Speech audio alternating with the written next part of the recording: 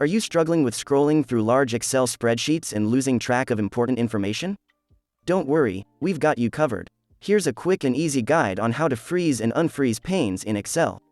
First, open your project in Excel. You can either open the program within Excel by clicking File, Open, or you can right-click the file in your File Explorer.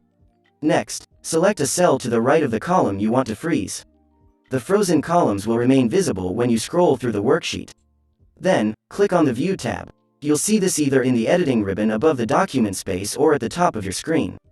After that, click on Freeze Panes. A menu will drop down, and you'll need to click on Freeze Panes again. This will freeze the panes in the columns next to what you have selected. You'll notice that when you freeze panes, if you scroll away, a column or row stays on the screen. To unfreeze the panes, simply go back to the View tab and click on Unfreeze Panes. And there you have it, a simple and easy way to freeze and unfreeze panes in Excel. If you found this guide helpful, don't forget to like and share this video. Thanks for watching.